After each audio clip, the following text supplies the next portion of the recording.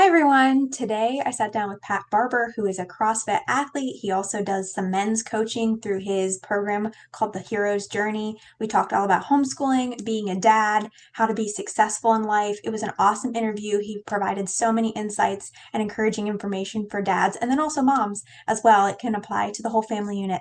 Absolutely loved it, and I know you guys will enjoy it. Thank you so much for joining me today. If we could just dive into a little bit about who you are, what you do. I'd love to hear a little bit more about you. Sure. My name is Patrick Joseph Barber, often known as Pat Barber in a lot of communities. I am a husband to an amazing woman. I'm the father to four amazing boys. And I've been a coach and mentor for like 22 years now. Great. I started coaching in fitness and volleyball. That was my first two things, and then kind of moved Very that cool. into coaching coaches and doing kind of leadership coaching. And then nowadays I do all of that, but I also coach fathers and help mentor fathers to love fatherhood more. Love that. That's awesome. So then how did you kind of transition from fitness coaching to the fatherhood coaching, the men coaching? How did you kind of figure out that you wanted to do that?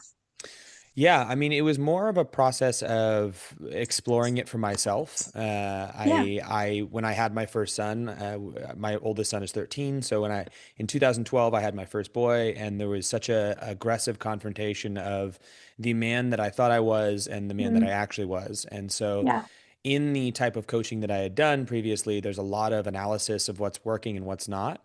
Yeah. And you just Sure. take what's working. So there was a profound amount of looking at what I was doing and looking how I navigated the world and being like, this doesn't isn't working. So I had Yeah. to do a lot of changing on my own and a lot of reflecting and growing and trying new stuff and doing it over and over again to the point where in like 2022, I was 2023, 2022, I was sitting there just being like, I feel like I don't understand exactly what I'm doing, but Mm, I know that I love fatherhood and I yeah. know that I'm having a great time and a lot of Mm, people don't.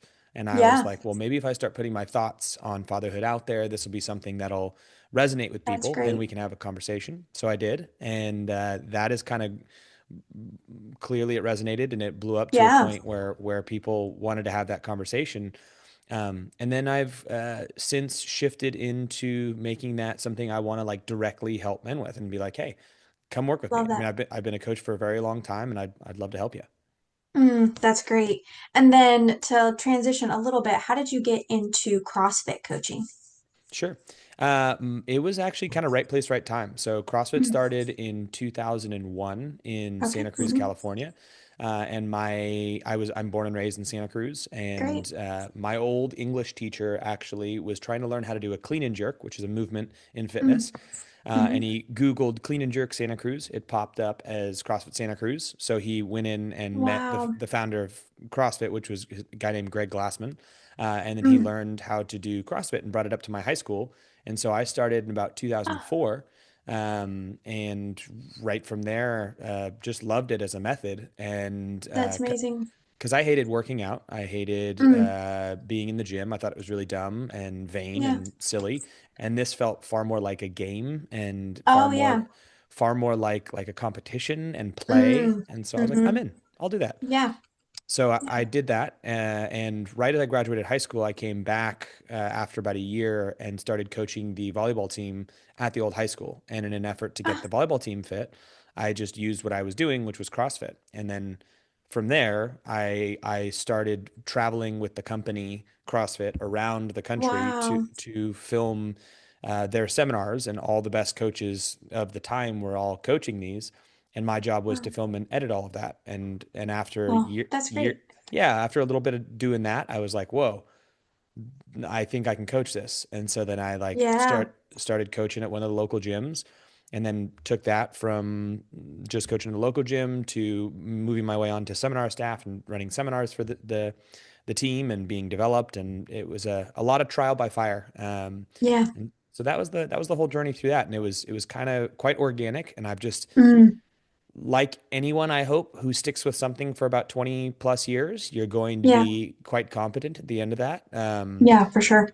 And that's where I'm at. I love that. Thank you for sharing that. And then along the lines, what inspires you to stay healthy, stay fit? Is it your family? Is it sort of an internal goal? What does that look like for you? Yeah, I think all of those things are has been a journey for me over time. Like I've always Sure. been, I found a lot of my identity in my physical expression. I grew up Mhm. not being the most scholastically inclined human being, and Mhm. where I found a lot of connection to the myself was in moving my body, so playing Oh, I sport. love that. Yeah. And so when I found CrossFit, it felt very much like an extension of that. Like this is play. Mm. And Hmm. so for me, in those initial years, it was just about playing the game and being as good as I could at the game. So there Yeah. was not really a sense of like, let me do this for health or let me do this for this. Sure. It was just like, let me dominate my fellow man. Mhm. And Yeah. that is one side of CrossFit is there's competition, which is kind Yeah. of separated out from the actual training method.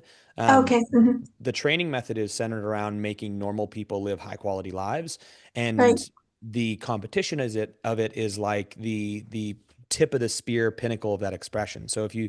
if you think Hmm. about like, the Tour de France is it is biking, but it's Yeah. not biking. It's Yeah. like Yeah. it's a Exactly. very Yeah. different expression of that. And so Mm. I did that for a while, and then when I retired from competition in 2015, that was quite a confrontation of like, well, why do I do all this? What's Mm. my purpose Yeah. behind all this? And I was at such a place of extreme physical fitness and health, Hmm. because part of the CrossFit framework is nutrition and health and that kind of stuff. Sure. Hmm. But we only do it in the competition world as an opportunity to Mm. dominate our fellow man, because when you eat Oh, better yeah. and you do these things, you can crush your Yeah. competitors. Yeah.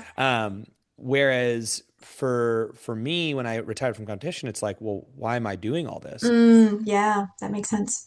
And then I recognized the value of it all is like, oh my God, this allows me to be there for my kids more. This allows me to do Yeah. things that other parents can't. It allows me to Hmm. say yes to adventure and say, hey, you want to go Yeah. jump off that cliff? And they say, yeah. You want to go hike this mountain? You say, yeah. Like there's Yeah. no, I'm in such a state of health that I can do this, and I can do this for the entirety of their lives. Mm. So That's my ident amazing.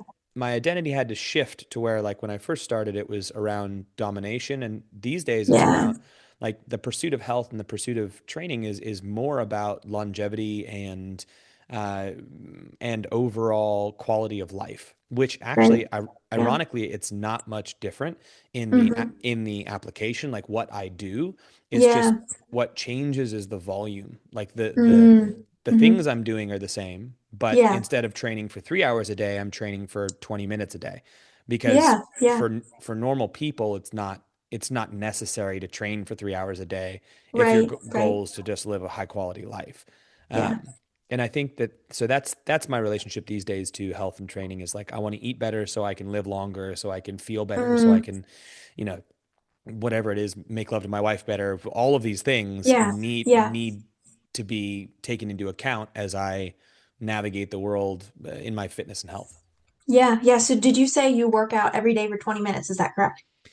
I work out 4 to 5 days a week for about 20 minutes, 20, 30 minutes. That's great. That's great. Yeah, I'm sure that's encouraging to the people who listen to this because I feel like sometimes there's a misconception, like you said, does it have to be 3 hours? Does it have to be an hour? But 20 minutes is so doable depending on sure. what you're doing. And Totally. that, yeah, that's encouraging to me.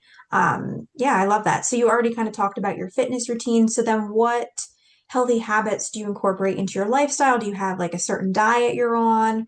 Or do you avoid certain foods? Or is there mental stuff that you do? Anything like that?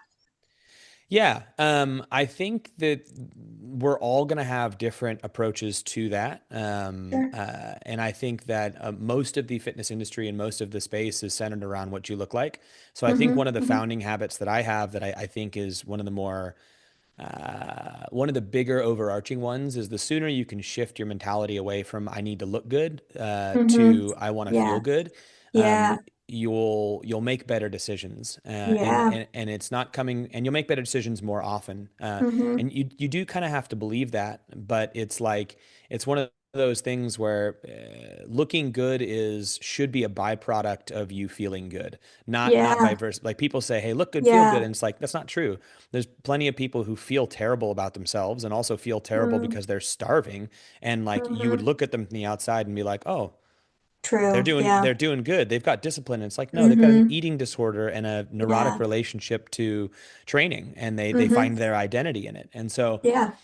I think if we're talking about healthy habits, it's like shift your overall mindset from looking good to Mm. feeling good, and then be like, well, what supports this with the least amount of effort? Like not effort, Yeah. least amount of time. Yeah. Um, Hmm. so food is something that we can use as a fuel for that, but we should also enjoy food. Like, what are the things that Yeah. I like and enjoy? What's my relationship to it all? And That's good.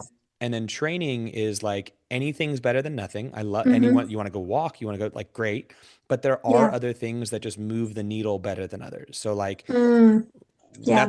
that's why I do the training that I do. I still do CrossFit. I do it through an at-home program called Street Parking, which full Oh, yeah. disclosure, I still work for them. So I work in for them. Like you can see the banner on my wall back Yeah, there I and the big saw that. Q. I was like, wonder what that is. That's awesome. So it's like it's CrossFit, but it's at your house and in your own little home gym. That's And awesome. one of the beauties of CrossFit as like the main method is going into a gym and committing to other people.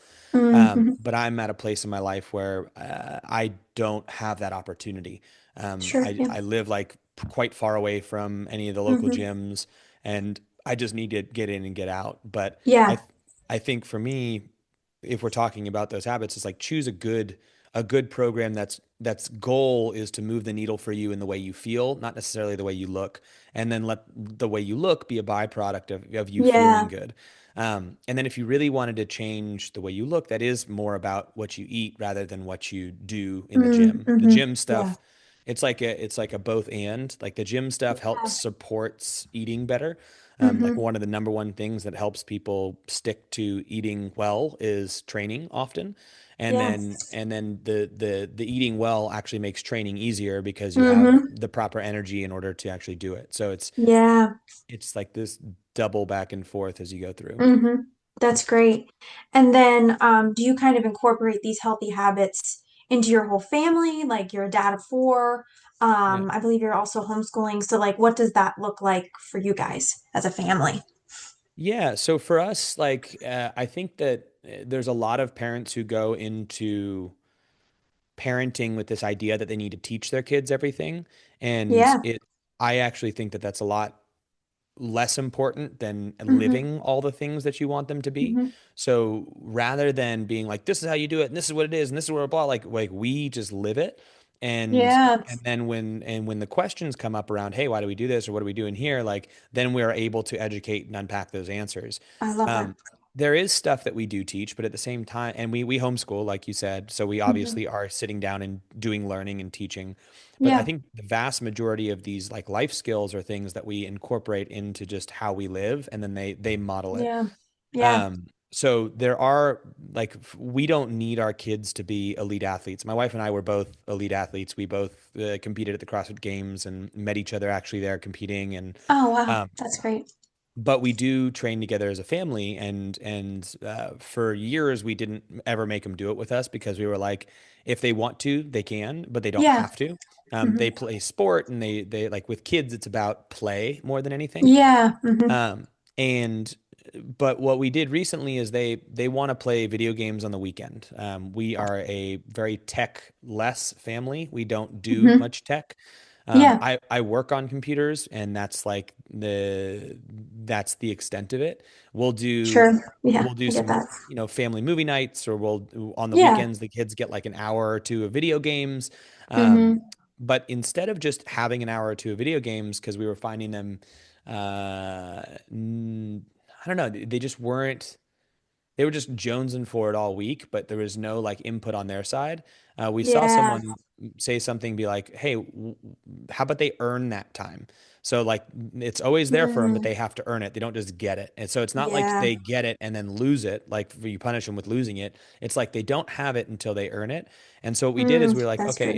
in order for you to get your video game time on the weekend, you have to do 3 workouts with us as a family during the week. And Yeah. so now all the kids will come in and do 3 workouts per week with us. Um, and that's how they earn their video game time on the weekend. And we keep it fun, we keep That's it really light, we good. all train together. Mm, But there's not like a negotiation around it. Oh, you got two this week? That's okay. Just do it. It's like, no, that's like, yeah. it's three or nothing. Yeah. And yeah. So like those are some of the things that we kind of like incorporate in the family. And when it comes to food, we just like I like to challenge myself, so I'll do random challenges of like I'm only eating things that have three ingredients or less, or like Yeah. I'm Yeah. gonna eat this amount of protein per, and it's like they're just Yeah. challenges. Yeah. Um, and I'll occasionally ask the boys like, "Hey, you want to try this with me?" And sometimes they're like, "Yeah, let's do it," and they'll jump on board and they'll try it Oh, with me. that's And then great. other times they don't. But like more than Yeah. anything, it's continuing to provide good quality foods for them, like a good Mm-hmm. balance of macronutrients, whole foods more than processed foods. But it doesn't mean that they Sure. don't have ice cream and they don't have sweets and they don't enjoy like I think these are all Mm-hmm. totally normal and amazing things to enjoy. It's just not the Yeah. foundation of what they do. Um, Mm-hmm. in addition to that, we don't want to build any sort of weirdness into them around food because I think Mm-hmm. how you talk about food and how you like your own hangups are pretty easy to place onto children. That's Um, so true.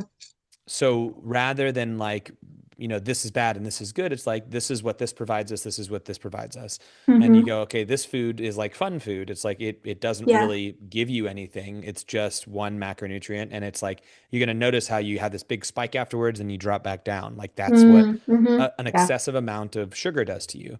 Yeah. And so we just make them pay attention to how they feel after they do things. So they start to associate them. Um, and then just mainly are providing them good foods. That's awesome. That's really good. I like how you guys have a balance around, because I feel like it can easily and quickly become black and white when it comes to For health sure. stuff. I struggle with that myself, and I think that is really good to show your kids how to balance and kind of, use flexibility around health. I think that's awesome. Yeah. And then kind of to go back to the screen time stuff, what made you guys live a little more, how did you say it, like low tech? What Yeah. encouraged you guys to do that? It's just objectively speaking, like you look at all the data that's coming Yeah. out around kids and Yeah. technology, and none of Mm. it is like good. Like Yeah. I think there's like one study I saw on kids' hand-eye coordination and first-person shooters that was like their hand-eye coordination went up, and I was like, Mm. that is one drop in the bucket Yeah. compared to the amount of Yeah. negative psychological damage that Mm-hmm. the unlimited access to tech currently does. Yeah. Yeah. It just kills a complete sense of wonder. It kills For sure. attention span. It like Hmm. is indoctrinating them into like these really like junk foody psychological Mm. cookies that they get from dopamine. Like Yes. there's all kinds of Yes, for stuff. So sure. for us, it wasn't that we looked at all the data initially and we're like, well, let's avoid it. It was more like when we exposed our kids to it, we just watched how they got afterwards, and we were like, Yeah. what is this? This is Yes. terrible. No, thank you. Yes. So we were Uh-huh. like, let's not. But the thing is, it's Hmm. hard because if you're culturally in a place where everybody's doing it, you feel this Mm. need to do it. I That's so mean, true. luckily for me though, and my wife as well, we're like pretty contrarian. Like we don't buck something just because everyone Yeah. does it, but Yeah. we feel no need to like keep up with Yeah. people around us. We're like, Hmm. you're doing something Yes. that's pretty dumb. Yeah. Like just Hmm. watch the result. Like look at the Yeah. result of what it does to your kids, and then Mm. tell me that that's a good idea. And Yeah. the hard part is it's a lot easier to give them tech in the moment. So if you're Yeah. like struggling and if you're in an emotional place where you're like you can't pay attention to them, if you give them tech, it'll distract them and it'll give you Hmm. space. But the problem is the long-term ramifications of that are they are shittier kids. And I'm sorry that if we don't swear on here, but it's It's like okay. they are Yeah. objectively worse children when they Yeah. have tech and you remove it. And I've watched it over and over and over Hmm. again. And Hmm. I see no need to continue to provide Yeah. them the access. So my kids won't have they won't have phones. until they need to drive. And when they drive, that'll Yeah. be probably a flip phone. Mm-hmm. It won't be Yeah. a smartphone. And they'll never have like solo alone time in their room with tech until they're in their Mm. like 18s, 19s. Yeah. They Yeah. want to go explore when they have a slightly more developed mind.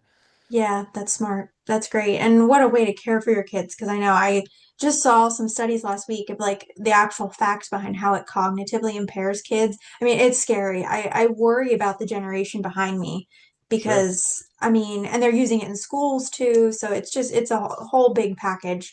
Um, so Well, you were then, kind of raised in it. So like, how old are you? yeah, Like, I would guess, what are you, like late 20s? yeah, I have to think about it. I'll be 23 on Friday. 23 on Friday. Okay, so you're Yeah, early 20s. So like yeah, you were yeah, raised in it. You're like smack bang in that generation that was like yeah. there was no education around whether or not it was a good idea to Mm-hmm. give it to kids. Mm-hmm.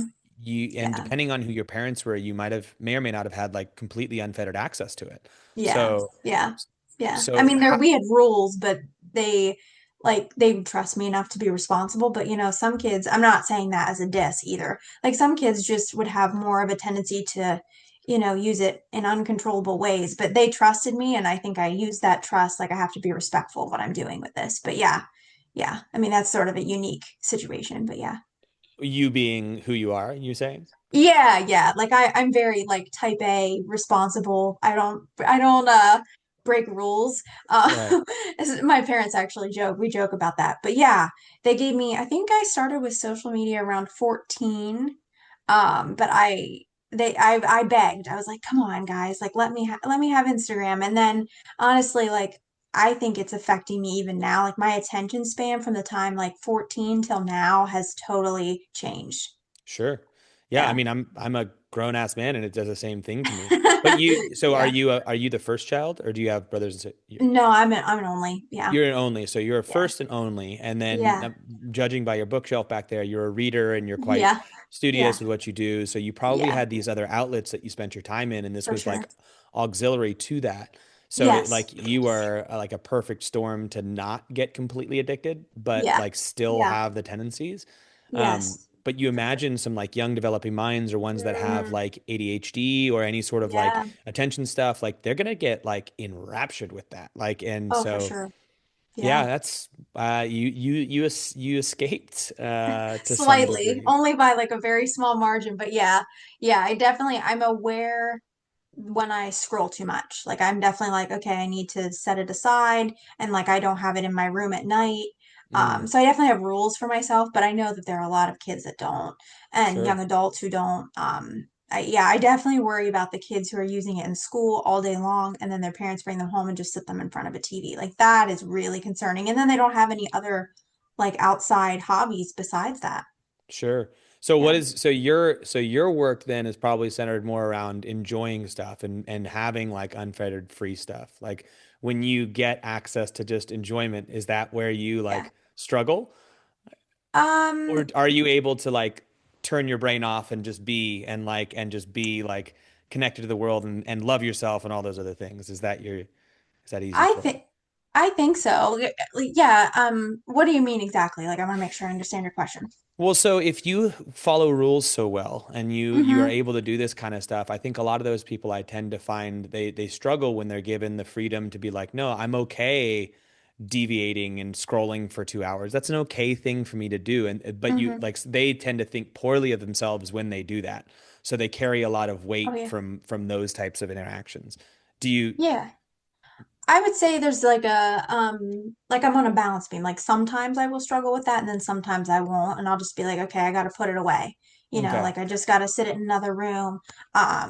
And I definitely notice like I have more headaches, so that's more of a physical symptom. So I Interesting. know like okay, it's time to put it away. Like I can feel my eyes are strained from Yeah. looking at it all day. I mean, because on a computer all day for work too. So For that's sure. something that I've had to figure out since I've started working. Like I have to balance and like go outside and look at something other than a screen.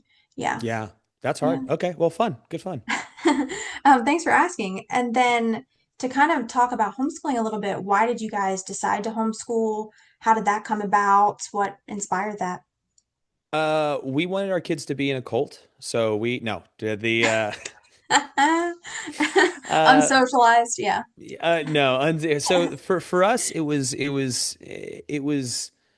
it kind of arose out of we had our first son in school, and we, like I said, never felt the need to like conform to what was happening. We were always going Yeah. to play it by ear and pay attention to whether or not he was developing in a manner that seemed like he was having the best life, you know? And the best life Yeah. isn't one free of struggle. It's more one where you're not completely influenced by your surroundings to the point where you don't make your own decisions. Cause like we Yeah. want these kids to be like decision makers and Mm. confident So and good. like Yeah. and push back and all these other things. And when we enrolled them in school, like the influence of other children who didn't have parents who put Mm. boundaries on them was extreme. Like, and it was like Mm.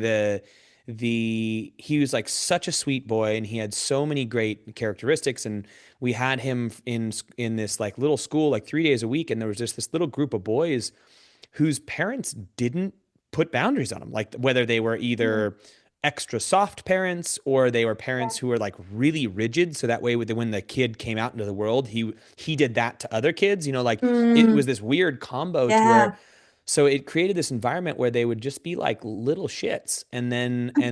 they made my son the same. So he'd come Yeah. home and I'd be like, "What the heck is this? Like that's not Mm-hmm. you." And Mm-hmm. and Mm-hmm. so and so we also really wanted to travel because we love Yeah. travel. So we're like, well, let's do a Mm. 7 month world trip. We'll pull him out of school and we'll just homeschool them. And California has really great homeschool programs. Yeah. And we both work from home, and my wife was like, I think I can do this. And I was like, great. And so we Yeah. pulled him, and then we've just kind of kept it that way. We've always had the opportunity to do so. My wife in the past few years stopped working. And so like there's this opportunity for us to do it, and we see who our kids become. And we are not manipulative parents. We're not getting in there Mm-hmm. and being like, you have to think this and you have to do this and Yeah. like this. So Like good. Yeah. ours Mm-hmm. are Mm-hmm. far more of like, well, here's what I think, but at the same time, here's these other things, like whether is Oh, that's religion so or good. whether it's Yeah. politics, whether it's Mm-hmm. education, whether it's work. Like I think there's Mm-hmm. a lot of opportunity to be open-minded and raise there. I think Yeah. the dangers of homeschools are when you have people who are like, "Oh, I have this very cult ideal mindset and I need to indoctrinate my children into my cult." And like that to me Yeah. is where homeschoolers get a bad name, is like Mm-hmm. whether it's a particularly aggressive religious sect or whether it's Yeah. like Yeah. a scholastic, like, hey, I need to be in control of my kids' stuff. Like when Mm-hmm. homeschooling is about Mm-hmm. control, I think Yeah. that's where I Mm. struggle to think it's valuable. But when Yeah. homeschooling is about freedom and opportunity for development in a setting where they can like start to make their own ideas and stuff, I think Sure. that's the best version of it to me. And then within Yeah. that, there's so many different ways to educate. Um, Mm-hmm. and yeah, so that's why I we did love it, and that. that's how we got into it. I love that. And I think, you know, preparing them to live with open-mindedness and balance. I mean, from what I'm getting from this whole conversation is you guys are a very balanced family. You strive to kind of, um, I don't want to say like go down the middle, but I guess live like a balanced, not black and white lifestyle. I think that's really, really healthy for your kids, emotionally and mentally, just the whole package deal. So then what kind of homeschooling style do you use? Since you said you like to travel, do you guys do world schooling? Do you use a curriculum? What does that look like? Yeah, so we go through a program called Ocean Grove Charter. Okay. And Mm-hmm. Ocean Grove Charter just basically is a set of it's you apply for it, you get into the Ocean Grove program, and then you get funding, and then you can apply that to a bunch of different types of curriculum. So we get funding from the state for three of our kids, and we use Okay. that to buy That's great. different Oh, wow. curriculum. It's all like reading based, Mm. and so we choose curriculum based off of what looks good, and then also do fun stuff with the funding, like send them to horseback riding lessons and science classes, and we can enroll them in jujitsu, and like we can do all Oh, that that's stuff with the great. funding.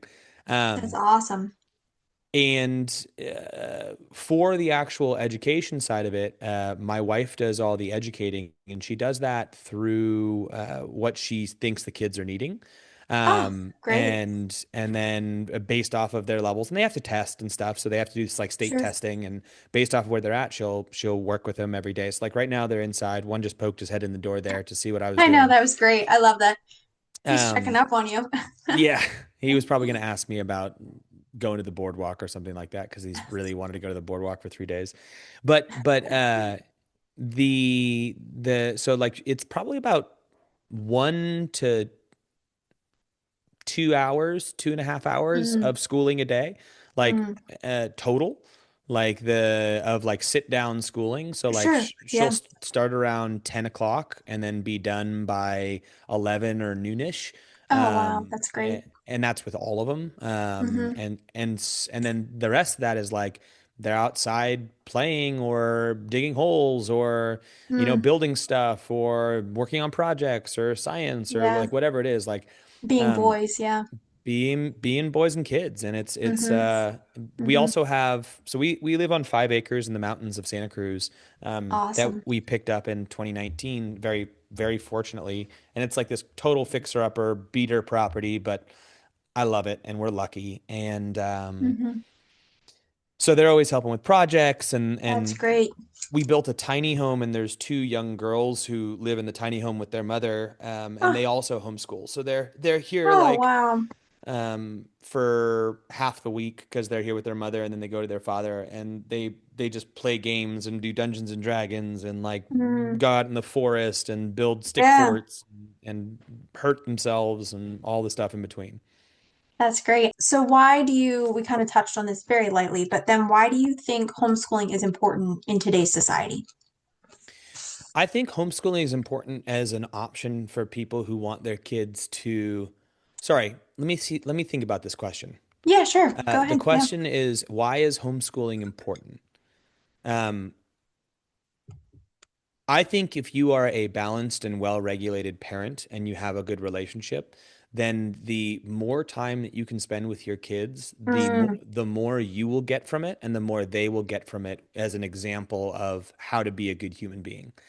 mm, Homeschooling provides you the opportunity to spend more time with your kids and show them what it means to be a good person. yeah. Um, I think that there are arguments to be made for people who work a 9 to 5 who need Mm-hmm. that essentially need daycare. Yeah. But Yeah. I do think there are sacrifices that you make when you put your Mm-hmm. child in school. When you put your child in school, like you're going to not be able to have any or much of a say in the environment that they're in.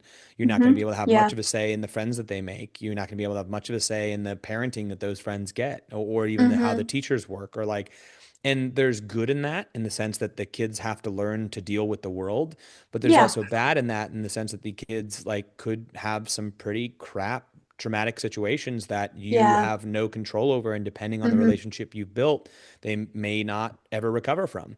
Yeah. um, Yeah. so I think homeschooling is important because it gives an option for parents who feel like they want to take the burden of homeschooling versus the burden of the potential of what's going to happen with their kids. Yeah. Because there's a burden either way. It's just which one are you capable of dealing with? Mm-hmm. Um, and that makes the most sense for our family. And we love spending time with our kids, and we love being around them and Yeah. having them here and providing them Mm. the best possible opportunity. And I don't think you can really compare to mom and dad's time. Um, Yeah.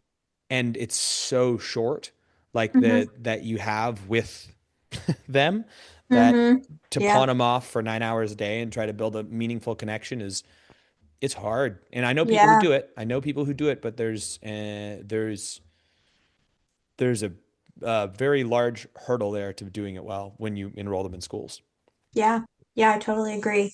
And then to kind of go onto the emotional regulation side and kind of the emotional sphere, what are three important traits that you want your sons to have when they go out into the world? And, well, I guess they're in the world, but like Sure. when they become adults. Sure. I really, really want them to be curious. Mm, I think having a sense of curiosity for the world, like a genuine so important. curiosity of like, Yeah. like, huh, like I wonder about that. And like, so when they face stuff that's like counter to what they believe or different Hmm. than what they've done, like it should kind of make them raise an eyebrow and be like, let me examine this closer. Because I think Yeah. a lot of the world today is like very black and white. And Oh it's yeah, like, I totally agree. you're either in or you're out. And it's like, what? Hmm. Why don't you Yeah. go, why is that in and why is this out? And what's in the Hmm. middle of these two things? And does this make sense? Yeah. And what is the outcome we're even going for? So like Yeah. I really hope that they move into the world with a sense of curiosity. And based off of what I'm seeing from my oldest's interactions with the world, then it's definitely working. Good. I think the other thing I want them to go into the world with is like a foundation, and this isn't, I guess it's emotional, is just a foundation of they are unconditionally loved and they are enough. And I think that Mm. the reality is a lot of people go into the world not feeling unconditionally loved and supported. And so Yes. that's they're always working from a kind of like shaky foundation for all the stuff that Yeah. they want to do. Because it's not like they're not So going to true. face strife. They're going to face strife. They're going to face Hmm. struggle. They're going Hmm. to get crapped on. They're going to get broken. They're going to do all kinds of stuff. But if they Yeah. have this foundation of like unconditional love and like, I am enough. Like there's like I could Mm. just be me right now and Yeah. I would be enough. But Yeah. that doesn't mean you're gonna just be you. It's like I'm enough, but I could be better is like a Yeah. totally fair statement to make. Um, and I just want them to enter the world with that. So like Mm. that's like what we try to That's great. lay on to them as parents. So that's one, two, and then another one is let's see. I think the last one, I guess, would be just like a supreme level of honesty.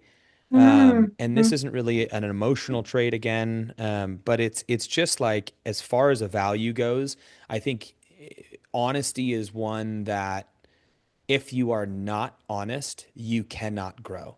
Yeah. It's impossible to truly move forward in your life without being honest. And people are dishonest out of fear. And this is Yeah. my obviously my perspective on it, but people are Hmm. dishonest because they lie because they're either trying to control the situation or Mm. they lie because they're like, I'm afraid I'll get hurt if I don't lie.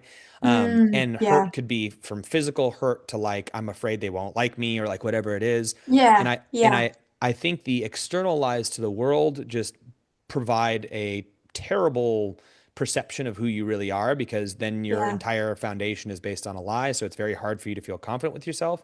And then Mm. the really insidious lies are the ones where you're lying to yourself. You're like, no, I'm trying hard enough, and you're like, you're clearly not, like, Mm. Hmm. I'm a bad person, and it's like you're Yeah. clearly not. Like that's a lie. Yeah. Like like you can see Yeah. right there you're not a bad person. Here's all this evidence. So Hmm. Hmm. I think it was something that I had to learn later in life about just being extremely honest and taking extreme kind of Mm. ownership over your own being. Yeah. Um, and that's those are the things I want them to go through. This is like this honesty, a sense of curiosity, and then a profound sense of like I am enough and I'm I loved love that. unconditionally. Yeah, that's great. So then to kind of segue off of that, I know you do some coaching with men. As a coach, how do you emotionally regulate yourself? How do I regulate myself? Yeah. Well, so I think there's interesting things because I actually had to have someone define this for me about dysregulation and regulation recently.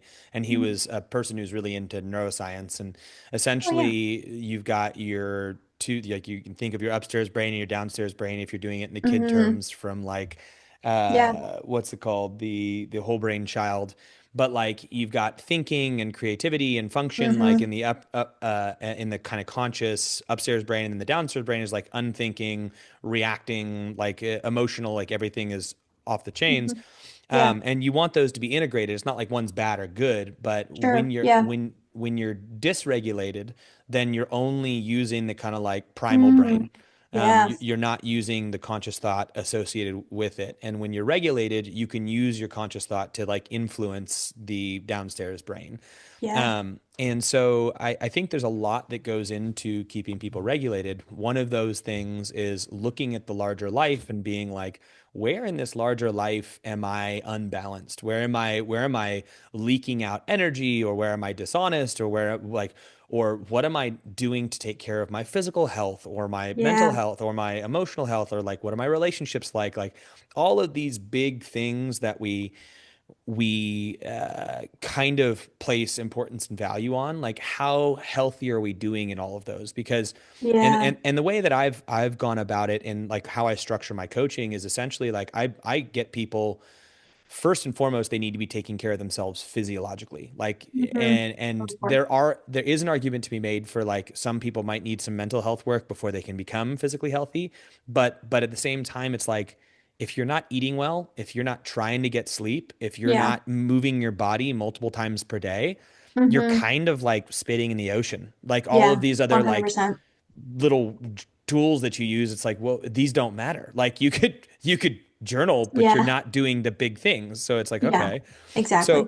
So I look for what are the biggest levers to pull, and it's like the physical health and the eating and the training and that kind of stuff. And then we Mm-hmm. start to get into more of these other tools, like learning to do breath work, or learning to meditate, or learning to Mm-hmm. journal and reflect. Yeah. And then we can also talk about like acute instances, like what happens when you are dysregulated. How does that manifest for Mm-hmm. you? Some people that manifests as shutting down. Some people that manifests as lashing out. Some people that manifests as different things. So you Yeah. can, I often, when I'm working with people, I'll be like, hey, what is happening for you? And then we go, okay, Yeah. cool. Why is that happening? And then we try to work it back to like where they're dysregulated. Is like their whole system messed up, or is it these acute instances that are causing them to pull back? And then Sure. can we embody it? Can we do some somatic work and like start to feel it? Can we bring attention to it? Mm-hmm. So good. And these are all like the thing is like coaching like this is not, it's not a template. It's like you can't be like, this is how it Mm-hmm. works. Like Yeah. all of the things I mentioned will probably help everyone, but they'll help some people more. And then Mm-hmm. some people Mm-hmm. need more work in the catching it in the moment. And some people need Yeah. more work on the front end training. And some Mm-hmm. people need more work on the, forgiving themselves. And some people need Mm-hmm. more work on communication. And some people need more work on not feeling anxiously attached, and some like there's so much stuff. So Yeah. I usually like the content I put out is like pretty broad spectrum, and then when I work with people I'm like, okay, where are we at? And Yeah. so one of the things that I've done, and we talked about this a little bit beforehand, but I've I think of the growth in this as like a constant cyclical journey. And Yeah. I stole the hero's journey, which is that literary tool of like Mm-hmm. you've got a call to adventure, a refusal to Yes. call, a find a mentor, a face challenge, have a death and rebirth, and like that whole thing. And it's like Mm-hmm. that's the process we're all on. Like every Oh, I man, love every that. woman, we're all on this process Mm. of the hero's journey. And it's in different areas of our life where we're taking on board challenge. We're recognizing, we step back and we go, here's this call to adventure. Here's a place where I'm like, I think I could grow there. And I know I need to grow Mm. there. So how do I grow? And then we look at the levers for growth and go, okay, what do I need to do?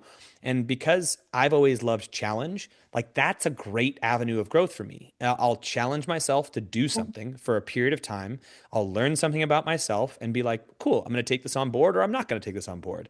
Yeah. And repeatedly doing these challenges over years and reflection and, Mm-hmm. leveling ourselves out. And it like eventually gets us to a place of ideally being the person we want to be. So Yeah. Yeah.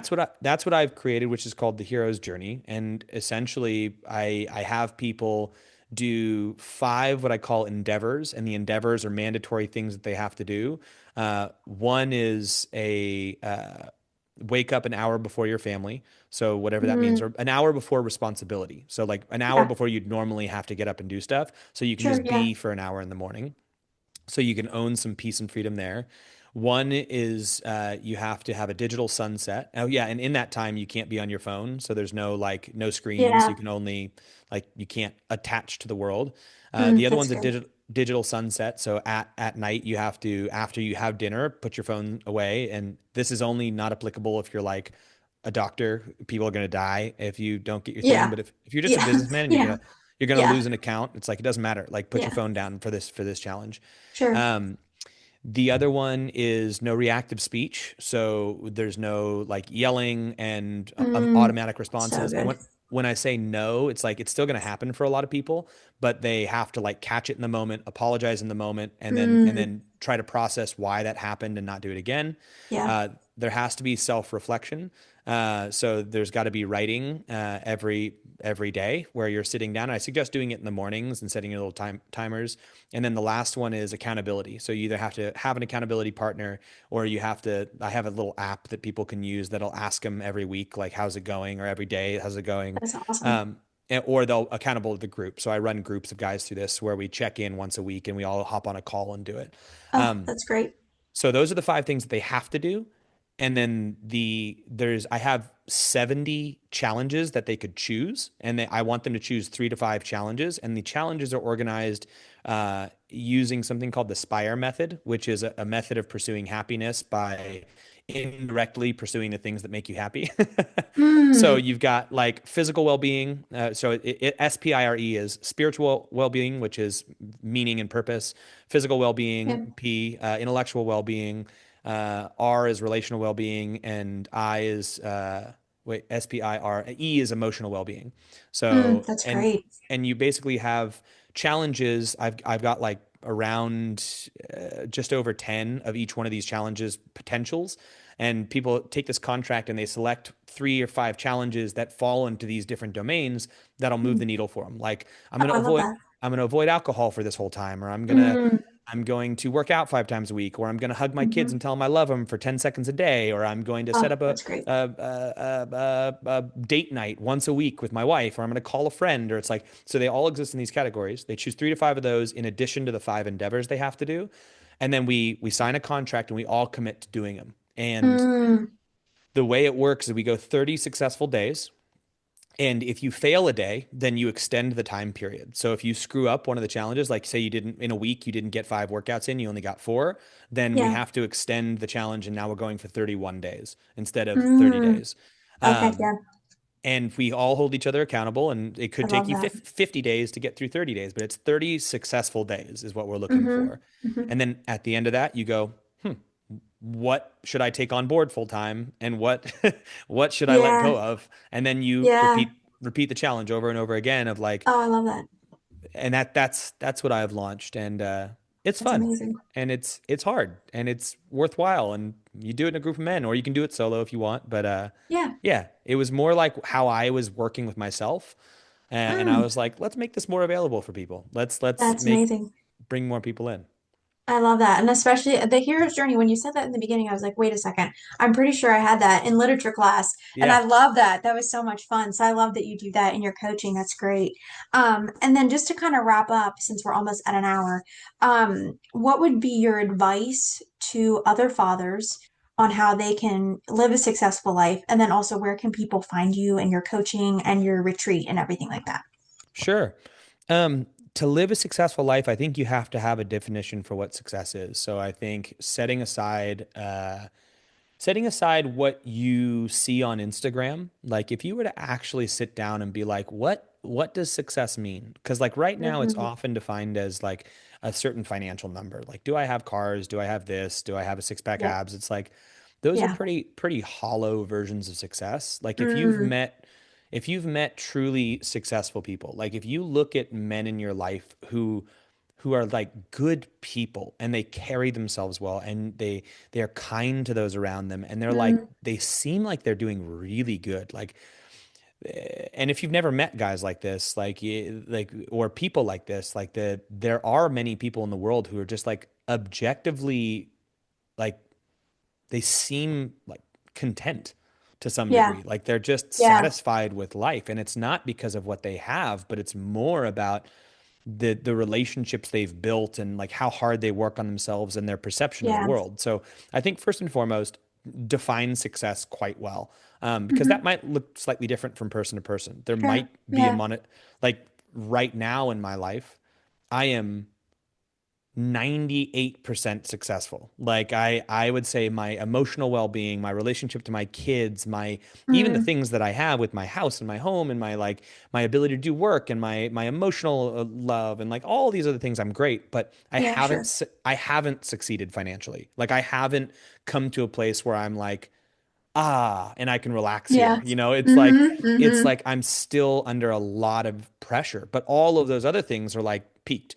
So Yeah. like I prioritize that, and now I have to do this back end filling of like, okay, well, now how do I make money and make this all viable? Yeah. And I've Yeah. done some of that in my life, but not to the point where I can Sure. relax. Yeah. So I think to be successful, you have to define success for yourself, and then you have to go, okay, if that's the case, what am I doing to live in alignment with like pursuing those I love things? Like, that. am I Yeah. actually taking those steps to be more successful in the way that I want to Yeah. be successful? Mm, And then if you are not, then you have to go, okay, what are those steps? And then start making those steps forward. And mm, then hmm. Yeah. what you can always do is go like keep evaluating your definition of success and be like, is this actually what I want? Because, you know, a month or two might go by and be like, I actually don't give a shit about this. Like let's Yeah. reevaluate what success actually is. Yeah. Um and I think what you'll find if you do this for long enough, what most people will find is that success is the relationships that you have in your life. Yeah. And So true. first and foremost, it's the relationship you have with yourself. Like, Mm, do you love yourself? Do you think you're awesome? And how you navigate the world? yeah. And then how are your relationships with your close family, like your kids and your wife? Hmm. And then how are your relationships outside that immediate family? And then how are your relationships outside that? And then Yeah. what is your level of ability to provide in a way for all of that? Like, can you keep Mm, this going to where those relationships stay strong? Um, and again, it starts first and foremost with your relationship with yourself. So I think that if you go long enough, you'll start to find that. But it don't take my word for it. Start with defining success for yourself. Work towards that, and then constantly be evaluating that work that you're doing. that's amazing. That's great. And then to just kind of end, where can people find you if they're interested in your coaching? What do you have Yeah. social media that you recommend? And then I know you Yeah. had mentioned in the beginning about your retreats as well. Sure. Yeah. You can find me at thefathersguild.com or at the Fathers Guild on Instagram or TikTok or YouTube. I'm on all those places. I actually only really post on Instagram and YouTube, but I have a company that Okay. posts for Hmm. me across a bunch of other places. So Great. like I'm on Instagram and YouTube, but Okay. Yeah. the company that Yeah. posts for me is on other places. And then my website, I do all the building and stuff for that. But you can go Great. to that and find everything about the hero's journey, about the retreats that I run. The retreats are awesome. They're 8 dudes. They're at my house. We camp out under the stars and we do a lot of like Awesome. resetting of our nervous system. It's like super not woo woo. Like so much of these retreats are woo woo, and it's also not like bang bang shoot guns Yeah. Yeah. disparage women. It's like what no, it's like what are you talking about? Like we eat Yeah. amazing food, we do some training, we wake up with sauna and cold plunge every day, we like spend Oh, time out that's in great. nature, we unwind and read and talk and like it's good and we get a little uncomfortable but it's like discomfort for the sake of learning how to push and Mm, work through discomfort that's um, great. but yeah, you can find all that at thefathersguild.com. Great. Well, thank you so much. I really appreciate your time and everything you shared. I know our listeners are going to love it. Cool. I'm thank you for having me. I appreciate the opportunity. Of course.